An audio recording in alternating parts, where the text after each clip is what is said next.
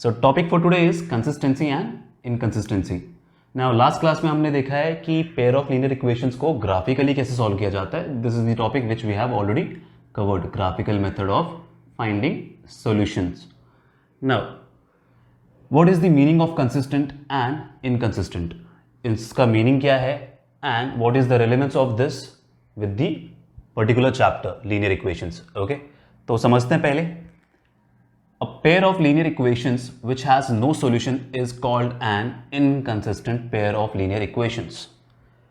मैं आपको introduction part में पहले ही समझा चुका हूं कि जो कंसिस्टेंट का मीनिंग क्या होता है कि वो पेयर ऑफ लीनियर इक्वेशन जिनके सॉल्यूशन पॉसिबल हैं। कंसिस्टेंट मतलब वो चीज़ जिसका सॉल्यूशन एग्जिस्ट करता है उसको हम क्या कहेंगे, कंसिस्टेंट, एंड जिसके सॉल्यूशन एग्जिस्ट नहीं करते हैं उसको हम कहेंगे इनकंसिस्टेंट। ओके, सो जो पहला डेफिनेशन हमने रीड किया यहाँ पे, a pair of linear equations which has no solution is called an inconsistent pair of linear equations. Okay, ऐसे पेयर ऑफ इक्वेशन जिनका कोई सॉल्यूशन नहीं है उसको आप क्या कहोगे, इनकंसिस्टेंट कहोगे। नेक्स्ट डेफिनेशन क्या है इसका, a pair of linear equations which has a solution is called a consistent pair of linear equations. Okay, so जिसके सॉल्यूशन है वो कंसिस्टेंट है, जिसके सॉल्यूशन नहीं है वो इनकंसिस्टेंट है। ओके, नाउ सॉल्यूशन फाइंड करना हम ऑलरेडी सीख चुके हैं ग्राफिकल मेथड में। नाउ ये चीज़ें आपको अब जाके इसलिए बताई जा रही है, आप सोच रहे होगे कि हम ग्राफिकल मेथड ऑलरेडी पढ़ चुके हैं, उसके बाद जाके ये सब चीज़ें बताने का क्या मतलब। तो ग्राफिकल मेथड में आप ग्राफ प्लॉट कर रहे हो, उसके बाद चेक कर रहे हो कि सॉल्यूशन एग्जिस्ट कर रहा है या नहीं कर रहा है। Now after knowing this thing, आप बिना ग्राफ प्लॉट किए directly just by referring to the equation देख के ही आप बता सकते हो कि इसका सॉल्यूशन एग्जिस्ट करता है या नहीं करता है। And only when the solution exist उसके बाद आप क्या करोगे, ग्राफ प्लॉट करोगे। Okay, so it is to save your time. एक बार आपको समझ में आ गया कि इसका सॉल्यूशन एग्जिस्ट नहीं करता है तो it is of no use to plot graphs. Okay, आप सीधे लिखोगे कि हाँ, by so and so condition we can claim that there is no solution for a particular pair of equation, so we are not going to plot graph. Okay, तो ये जो है आपको उसमें हेल्प करने वाला है। एट द सेम टाइम आगे जो हम लोग ऑल्जेब्रिक मेथड्स पढ़ने वाले हैं वहां पे भी आप क्या करोगे, बार बार चेक करोगे सॉल्यूशन एग्जिस्ट करता है या नहीं करता है। बिकॉज क्या होगा, इन मेथड में you will come to a point जहां पे आपको लगेगा कि मैंने जो इक्वेशंस बनाए हैं that is of no use. Okay, because दो that pair of linear equation will be inconsistent, आपको आपके इक्वेशंस जो हैं वो कुछ अटपटे से लगेंगे। Okay, so before starting this topic it is very much important to learn about this thing. Okay, तो डेफिनेशन तो समझ में आ गया। वापस एक बार, इनकंसिस्टेंट मतलब कोई सोल्यूशन नहीं है, कंसिस्टेंट मतलब सोल्यूशन है। अब वो सोल्यूशन जो है वो एक सोल्यूशन है या इनफाइनाइट सोल्यूशंस हैं, उसके बेसिस पे हम आगे बढ़ेंगे to understand clearly. Okay, so consider a pair of linear equations. एक पेयर ऑफ लीनियर इक्वेशन ले लेते हैं। हमें मालूम है स्टैंडर्ड फॉर्म क्या होता है इक्वेशंस का, ax plus b y plus c equal to 0। Okay, ax plus by plus c equal to 0 is the standard form, or you can also say general form of linear equation in two variable. हमने यहाँ पे दो pair, मतलब ये एक pair लिया linear equation का, मतलब दो इक्वेशन है हमारे पास। एक है हमारा a1x b1y c1 equal to 0, a2x plus b2y plus c2 equal to 0। ये दो इक्वेशन हो गए। बस चेंज क्या है, इनको पेयर बनाने के लिए what is important, that the variable should be same. So variable दोनों में क्या है, x y y है, बस कोएफिशिएंट्स हमने अलग अलग किए हुए हैं। यहाँ पे a1 b1 c1 और यहाँ पे a2 b2 c2। Now after considering a pair of linear equation, now we will understand the meaning of consistency and inconsistency. तो कंडीशंस देखते हैं हम लोग, क्या क्या कंडीशन हो सकते हैं हमारे पास।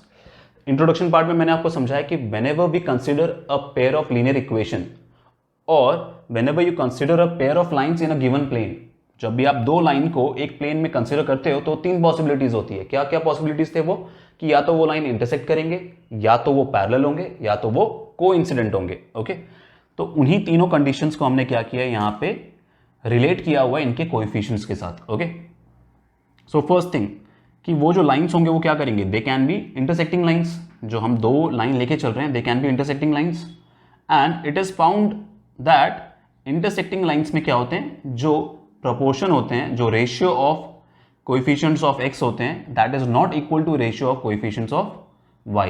Okay, so a1 by a2 will not be equal to b1 by b2। जब भी ऐसा कंडीशन आपको मिल जाए इक्वेशन में, आप समझ जाना कि this is a intersecting line, and if these are intersecting lines, that means they will meet at one point and if they meet at only one point, that means they will have only one solution, and if they are having solution, that means they are consistent. Okay, I'll repeat once again. अगर हमारे पास दो lines हैं और उनमें a1/a2 का ratio b1/b2 के equal नहीं है, तो वो जो लाइंस होंगे वो इंटरसेक्ट करने वाले हैं. इंटरसेक्ट करना मतलब एक पॉइंट पे मीट करेंगे. एक पॉइंट पे मीट करना मतलब क्या होता है, एक कॉमन पॉइंट है इनका, and that point is the solution for both these lines. मतलब that point is solution of pair of linear equation. तो एक सॉल्यूशन हो गया इसका, ये it is having exactly one solution and solution है, that is why we are calling this as consistent. Next, coincident line की बात करते हैं. कोइंसिडेंट लाइन क्या होते हैं, एक लाइन है उसके ऊपर से दूसरा लाइन भी जा रहा है. Okay, they are coincident, they are overlapping. इस चीज़ के लिए क्या इंपॉर्टेंट है कि a1/a2, b1/b2, c1/c2 सारे के सारी चीज़ें क्या हो, सेम हो. So in that case it will become coincident line and it will have infinitely many solutions, क्योंकि बहुत सारे ऐसे पॉइंट है जो कि इनके बीच कॉमन होने वाले हैं. सो इनके बहुत सारे सॉल्यूशंस होंगे and again we have solution, that means again it is consistent. तो हमने जो दो इक्वेशन देखे यहाँ पे, दो कंडीशंस देखे यहाँ पे, दोनों ही क्या है, कंसिस्टेंट के अंदर आने वाले हैं. एक में एक सॉल्यूशन हो रहा है बस, और एक में इनफाइनाइट सॉल्यूशंस हैं.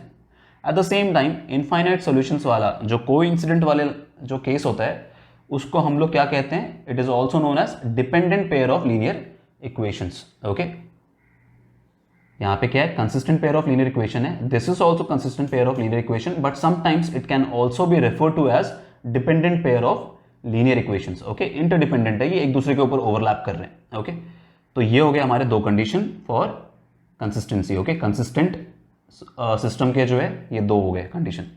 नेक्स्ट है हमारा इनकंसिस्टेंट वाला. When the lines are parallel. Okay, अगर हमारे जो लाइन हम कंसिडर करने जा रहे हैं, दो पेयर, जो दो इक्वेशंस है हमारे पास, a pair of linear equations, अगर वो दोनों के दोनों पैरेलल होंगे तो ऑब्वियस सी बात है कहीं पे मीट नहीं करने वाले, तो नो सॉल्यूशन होगा. एंड नो सॉल्यूशन मतलब इनकंसिस्टेंट.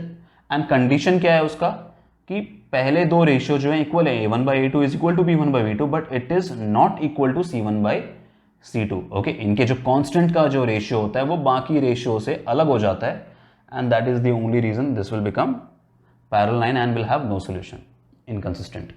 ओके, तो इंट्रोडक्शन पार्ट में हम ऑलरेडी समझ चुके थे ये सारी चीज़ों को, कि जो भी पॉइंट कॉमन में होता है उसको हम सॉल्यूशन की तरह बोलते हैं. यहाँ पे आपको क्या किया है, सॉल्यूशन को हमने इन कोएफिशिएंट के रेशियो के साथ कंपेयर किया हुआ है, एंड ये कुछ कंडीशंस हमने बना के रखे हैं. So this is very important. Okay, this you have to keep in mind until the end of this chapter. Okay, ये पूरे, in fact not only for this chapter, आगे आने वाले कुछ चैप्टर्स के लिए भी जो ये इंपॉर्टेंट है, जहां पे आप क्या करोगे, सीधे इक्वेशन देख के बताओगे कि कितने सॉल्यूशन एग्जिस्ट करने वाले हैं, then only you will proceed with finding the solution.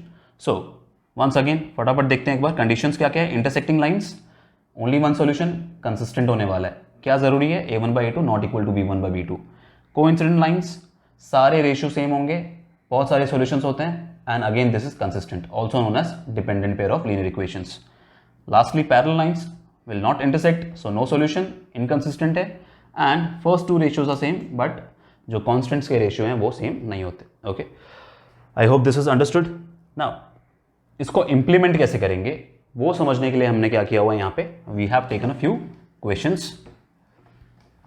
यहाँ साइड में मैंने questions लिख के रखे हुए हैं, चेक करते हैं implement करके.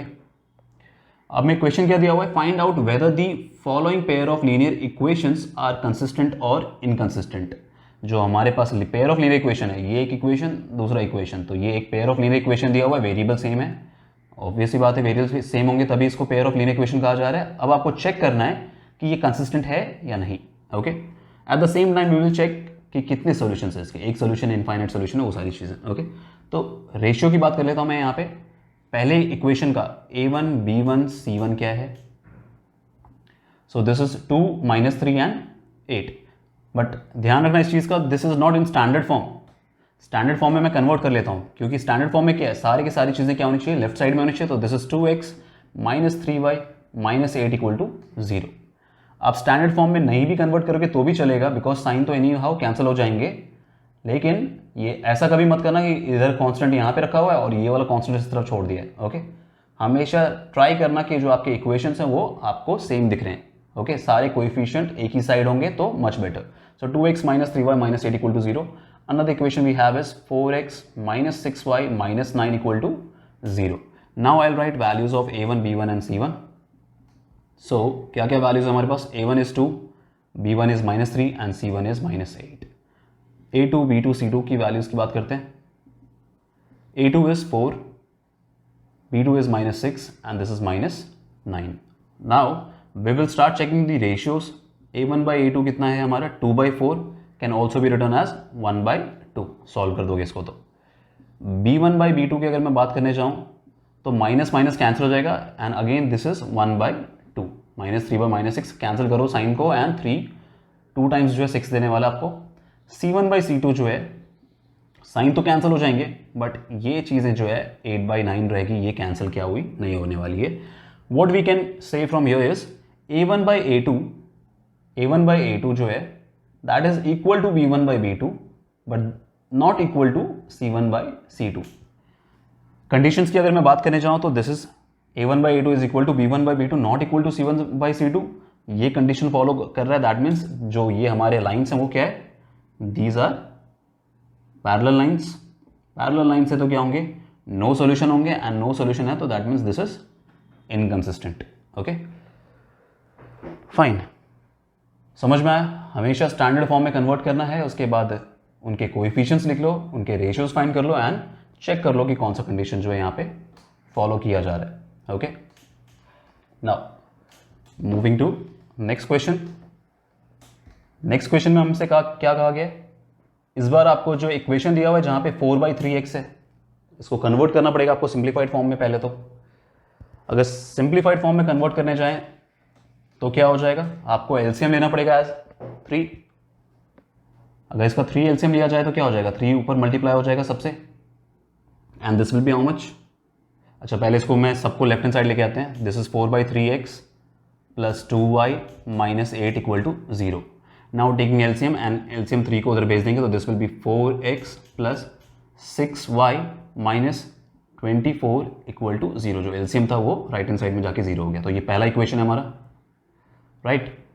एंड नेक्स्ट इक्वेशन क्या है हमारा, ये ऑलरेडी सिंप्लीफाइड फॉर्म है, 2x plus 3y minus 12 equal to 0. This is my second equation which is already given. Okay अब क्या हो जाएगा, चेक कर लेते हैं a1 के वैल्यूज. a1 का वैल्यू 4 है, b1 का वैल्यू 6 है, c1 is -24. Second equation a2 is 2, this is 3, this -12. Will start solving. a1 by a2 कितना हो जाएगा, 2/1 हो जाएगा कैंसिल होने के बाद स्टैंडर्ड फॉर्म में. b1 by b2 ये भी 2/1 हो रहा है एंड c1 by c2 ये भी 2/1 हो रहा है, साइन कैंसिल हो जाएंगे. What we are seeing here a1 by a2 is equal to b1 by b2 is equal to c1 by c2. तीनों ही ratios equal ना, that means these lines are coincident lines. These are coincident lines. Infinite solutions होंगे and solutions हैं, that means this is consistent. Okay. Now next equation हमारे पास क्या है, next and the last one. काफी simple questions हैं. आपके text book में जो एक्सरसाइज है इसके ऊपर, इसमें सारे के सारे क्वेश्चन इसी टाइप के हैं. एक जगह पे आपको बोला गया चेक करने के लिए कंसिस्टेंट है या इनकंसिस्टेंट है, और एक जगह पे आपको बोला गया है without solving just tell how many solutions will exist. Again आपको क्या करना है, रेशियोज को चेक करना है. So last equation 5x minus 3y is equal to 11 और दूसरा हमें दिया हुआ है -10x इक्वल टू 11 को इधर ले लेते हैं हम, ये हो जाएगा -11 इक्वल टू 0 एंड ये -10x प्लस 6y एंड -22 को इधर लेके आएंगे तो +22 इज इक्वल टू 0. सॉल्व करना शुरू करेंगे. This is 5, this is -3, this is -11, this is -10, this is 6 and this is 22. If I start solving the ratios here, ये हो जाएगा कितना, -1/2 हो जाएगा. This again is -1/2. साइन कहीं भी हो, ऊपर हो या नीचे हो, माइनस आप यहीं पे लगाओगे. Again this is -1/2. सारे के सारे रेशियो यहाँ पे भी हमें क्या आ रहे हैं, -1/2 आ रहे हैं. सारे रेशियो सेम है. Again this is the same as B. Again this is coincident lines and consistent. अगर हमारे a1 by a2 b1 by b2 के इक्वल नहीं होता तो ये क्या होते हैं, आपके इंटरसेक्टिंग लाइंस होते हैं। तो यहाँ पे हमें कोई भी इंटरसेक्टिंग वाला केस देखने को नहीं मिला है, but when you will start solving questions from your text book, वहाँ पे आपको अलग अलग टाइप के जो है मिल जाएंगे। आपको बस ध्यान रखना है कि कंडीशंस क्या क्या है। Okay, memorise these conditions. Okay, memorise करने की वैसे कुछ खास ज़रूरत नहीं है, आप थोड़ा लिंक करके पढ़ोगे तो अपने आप को आपको ये चीज़ें याद हो जाएगी। इनफैक्ट आपने अगर बार बार वो कुछ क्वेश्चन सॉल्व किए इस टाइप के तो भी ये चीज़ें आपको याद हो जाएंगी। Okay, so only when we have covered this topic consistency and inconsistency, we can move forward with algebraic methods for finding solution of pair of linear equations. Okay, तो आने वाले वीडियोस में जो हम क्या करने वाले हैं, एक बार हमें ये कंडीशन समझ में आ गए, हम आने वाले क्वेश्चंस में क्या करेंगे, सबसे पहले चेक करेंगे, बिकॉज अब जो कुछ हम मेथड्स पढ़ने वाले हैं वहाँ पे आपको एग्जैक्टली सॉल्यूशन फाइंड करके बताना है। ओके, कि सॉल्यूशन क्या है, आपको ये नहीं बताना है कि एक सॉल्यूशन है, इनफाइनाइट सॉल्यूशन है, सॉल्यूशन है या नहीं है, आपको एग्जैक्ट सॉल्यूशन फाइंड करके देना है। Just how we did in graphical method, आप बताते थे कि हाँ ये पॉइंट पे इंटरसेक्ट कर रहा है, so that is the solution. तो यहाँ पे आपको बिना ग्राफ के सॉल्यूशन फाइंड करना है। And to start with the solution आप क्या करोगे, हर बार चेक करोगे कि सॉल्यूशन एग्जिस्ट कर भी रहा है या नहीं, कि ये consistent pair of linear equation है या नहीं है। Okay, so this was very much important. Now to start with the algebraic method for finding solutions, I'll see you in next class. Thank you.